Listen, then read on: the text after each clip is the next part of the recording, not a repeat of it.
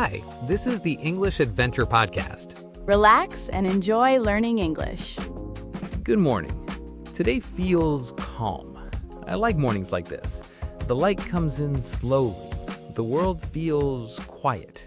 Yes, I love mornings. I wake up early, I open the window, I make coffee, I sit at the table and breathe for a moment. That already sounds like today's topic. Really? Why? Because every sentence you just said is in the simple present. You wake up, you open the window, you make coffee. These are daily routines. Oh, that's true. I do these things every day. Exactly, and that is what the simple present is for. We use it to talk about routines and habits, things that are generally true in our lives. So it's not something special, it's just normal life. Yes, it's everyday life. Let's stay with your morning. Tell me again what you usually do after you wake up. I brush my teeth, I take a shower, I get dressed, I prepare breakfast. I usually eat something small. I drink another cup of coffee. Good. Notice something important. You said I usually eat something small. That word usually shows frequency. It tells us how often something happens. Yes, I don't always eat breakfast, but I usually do. Exactly. The simple present works very well with words like always, usually, often, sometimes, and never. For example, I always wake up early. I usually drink coffee. I often read in the evening. I sometimes watch TV. I never smoke. That feels very natural. I say these kinds of sentences all the time. And that's the point. The simple present is not difficult grammar. It is your life. It describes what you do again and again. So if I say I work from home, that means it is my normal situation. Yes, it is generally true. Not only today, not only this week, it is part of your life. And if I say I go to the gym twice a week, that is also simple present. Exactly. It describes a habit, something that repeats. What about this sentence? I like coffee. Is that also simple present? Yes, very good question. I like coffee is also simple present. It describes a general fact about you, your preference, your opinion. So we use it for routines, habits, and also for things that are generally true about us. Correct. Let's make it even clearer. I live in Germany. She works in a hospital. They study English. These are facts about people's lives. And we use the basic verb form, live, work, study. Yes, but remember the small detail with he, she, and it. I work, you work, we work, they work. But he works, she works, it works. That small s again. Yes, it is small, but important. Let's practice it slowly. He plays football. She reads a book. It rains a lot in winter. It rains a lot in winter. That's more like a general truth.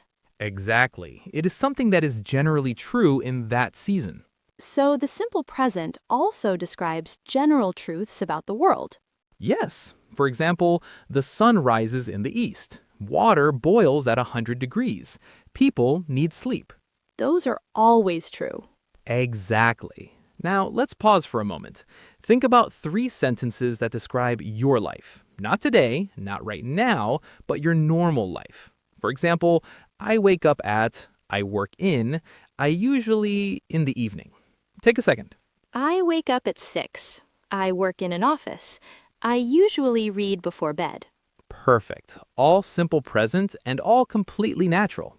It feels easier when I think about my real life instead of thinking about grammar rules. Yes, because the simple present is connected to your daily routine. Now, listen carefully to these 2 sentences.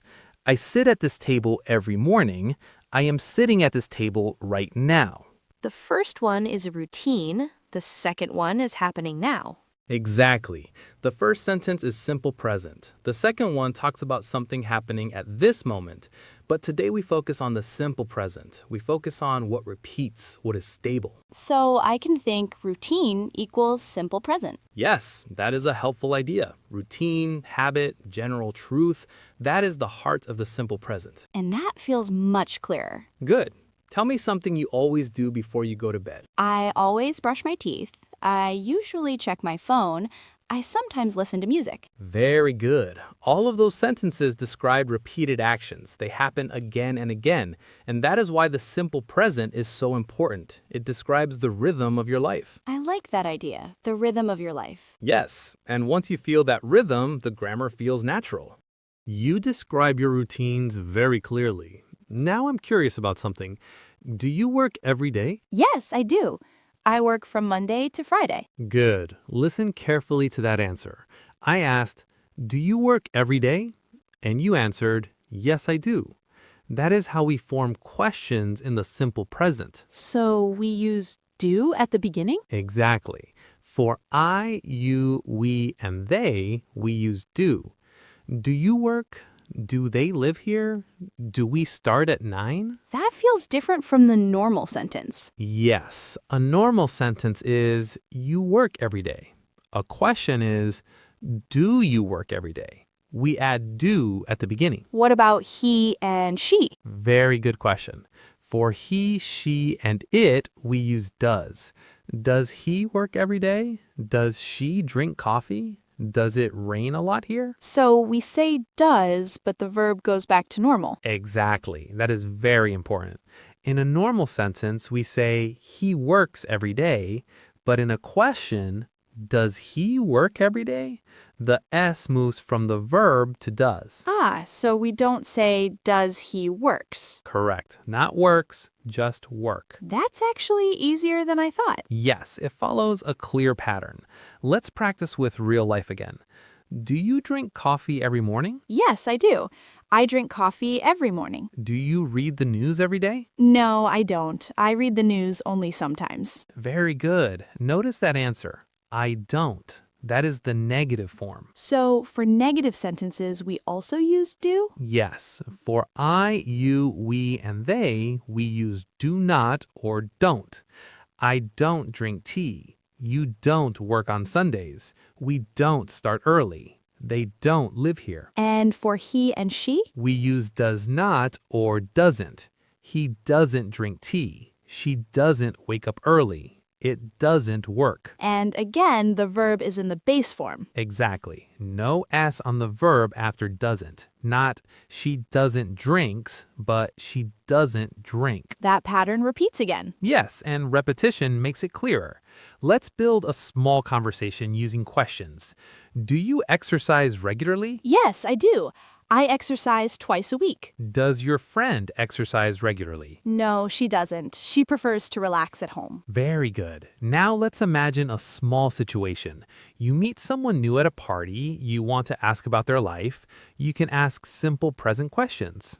Do you live near here? Do you work in this city? Do you study at university? That sounds like real small talk. Yes, the simple present is everywhere in conversation. Let's try it. Do you live near here? Yes, I do. I live just 5 minutes away. Do you work on weekends? No, I don't. I usually relax on weekends. Does your brother live in this city? No, he doesn't. He lives in another town. Perfect. Now let's pause for a moment. Think about 3 questions you can ask someone using the simple present. For example, does your... Take a second. Do you work from home? Do you like coffee? Does your family live nearby? Excellent. Those are natural questions. Now let's connect this with negative sentences in daily life. I don't wake up late. I don't drink soda. I don't watch TV every day. I don't eat fast food. I don't drive to work. I don't work on Sundays. Good. These sentences describe habits too. They describe what you do not do regularly. So the simple present also describes negative habits. Yes, it describes what is generally true, even if that truth is negative. Now listen carefully to this short dialogue. Do you like coffee? Yes, I do. Do you like tea? No, I don't. Does she work here? Yes, she does. Does he drive to work? No, he doesn't.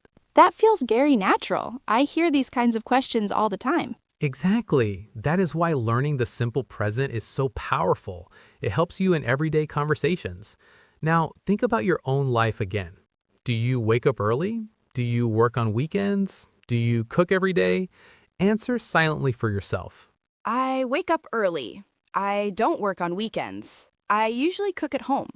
Perfect. You're already using the structure correctly. The simple present is not only about statements, it is about interaction. It's about asking and answering questions about real life.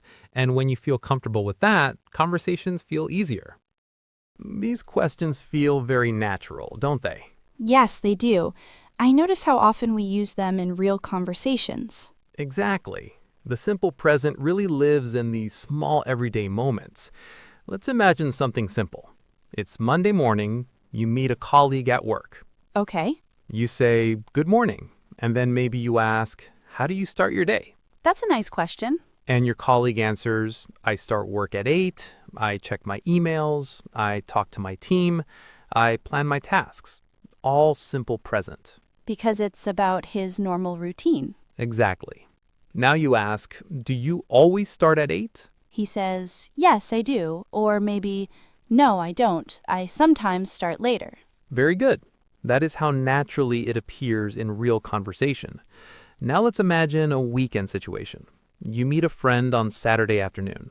I ask, what do you usually do on Saturdays? Perfect. And your friend answers, "I sleep late, I cook breakfast, I read the newspaper, I go for a walk." Again, repeated actions. It's always about things that repeat. Yes, that is the heart of it.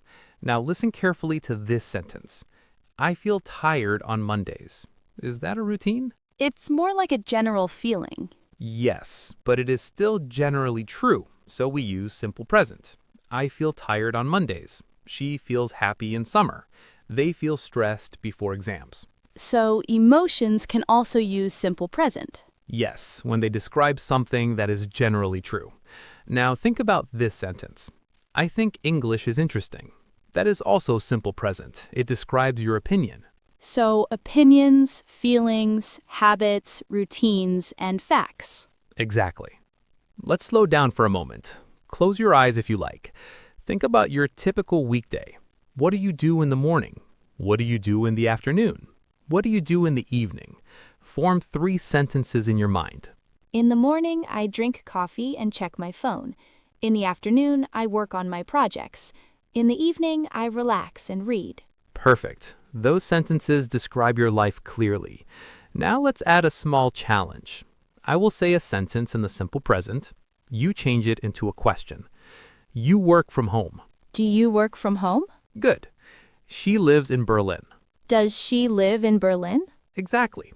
They play football on Sundays. Do they play football on Sundays? Perfect. Now change this sentence into a negative. He drinks coffee. He doesn't drink coffee. Very good. She works on weekends. She doesn't work on weekends. Excellent. You see how consistent the structure is? The simple present follows clear patterns, and when patterns are clear, they feel safe. Yes, it feels stable. That is a good word, stable. The simple present is stable because it talks about things that are stable in our lives. Your job, your habits, your routines, your preferences. I like that connection. Now, one last small scene. Imagine you travel to a new city. You meet someone there. You ask, "Do you live here?" The person answers, "Yes, I do." You ask, "Do you work here too?"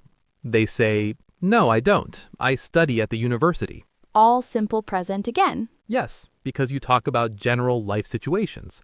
Now listen to these short sentences. I drink coffee. I don't drink tea. Do you drink coffee? He works here. He doesn't work on Sundays. Does he work on Sundays? It is the same structure again and again. The repetition really helps. Yes, and that is why it is important to hear it often, not only to read rules. When you listen to conversations, notice how often people use simple present. They talk about their lives. They describe their routines. They ask questions about habits. So, if I want to improve, I should listen for these patterns? Exactly. Notice the rhythm. I wake up, I work, I eat, I relax. Simple, clear, regular. It feels much less complicated now. Good. When you think about the simple present, think about your daily life. Think about what you usually do. Think about what is generally true for you. That is the simple present. Calm, repeating, steady. And when I feel unsure, I can go back to my routine and build a sentence from there. Yes, your life is your best example. You wake up, you work, you eat, you talk, you live, and all of that fits into simple present. When I think about it like that, it feels much less like grammar and much more like everyday life. That's exactly the point. Grammar becomes easier when it connects to real life. I think I will notice it more now when I talk about my routine, when I ask simple questions, when I describe my habits. That's a beautiful way to practice. Just listen to your own sentences. And maybe tomorrow morning when I wake up and make coffee, I will smile and think, simple present. That would be perfect. Thank you for spending this time with us today. We're really glad you're here and that you explore English with us. Take your time with these sentences. Think about your routine. Build small, simple examples from your own life. And most importantly, stay calm with your learning. English grows step by step. We'll talk again very soon. Until then, enjoy your day, whatever your routine looks like. Thanks so much for spending time with us today. We hope you enjoyed this episode and learned something new without even noticing it. If you like the English Adventure podcast, make sure to follow us and listen to more episodes. And remember, You don't need to be perfect to speak English. you just need to start. See you in the next English Adventure.